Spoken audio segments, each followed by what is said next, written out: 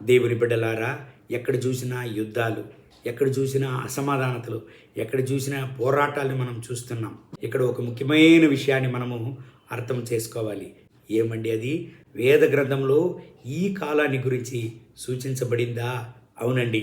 ప్రకటనలు 6వ అధ్యాయం 4వ వాక్యాన్ని చదువుదామండి.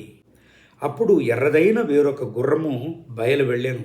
మనుషులు ఒకరినొకడు చంపుకున్నట్లు భూలోకంలో సమాధానము లేకుండా చేయుటకు ఈ గుర్రము మీద కూర్చున్న వానికి అధికారం ఇయ్యబడిను, మరియు అతనికి ఒక పెద్ద ఖడ్గం ఇయ్యబడిను. 2వ ముద్ర తెరవబడినప్పుడు యోహాను ఒక గుర్రాన్ని చూశాడు.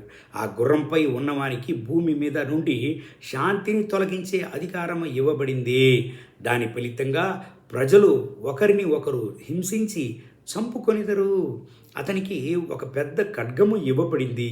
ఇది యుద్ధం, రక్తపాతం మరియు హింసను సూచిస్తుంది. ఈ ప్రవచనం ప్రపంచంలో శాంతి కూలిపోయి యుద్ధాలు మరియు కలహాలు విస్తరించే కాలాన్ని సూచిస్తుంది. దేవుని బిడ్డలారా, ఇదే అండి ఆ కాలము. ఆ కాలంలోనే మనం ఉన్నాం. ఎక్కడ చూసినా యుద్ధాలు, ఎక్కడ చూసినా అసమాధానం, హింసలు.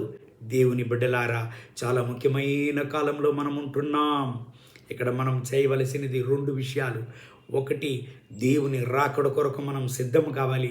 రెండవదిగా, దేవుని యొక్క సువార్తను ఎంత వేగంగా ప్రసంగించాలనో అంత వేగంగా ప్రసంగించాలి. ఎందుకండి, ప్రభు అయిన యేసయ్య త్వరలో రాబోతున్నాడు. కళ్ళు మూసి ప్రార్థన చేద్దామా? ప్రభు అయిన యేసయ్య, ఈ ఉదయకాల సమయంలో మీ సముఖంలో మేము వస్తున్నాము నాయనా.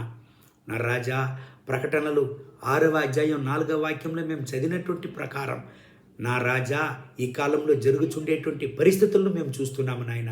ఎక్కడ చూసినా యుద్ధాలు, ఎక్కడ చూసినా యుద్ధ వార్తలు, సమాధానాన్ని ప్రజలు కోల్పోతున్నారు.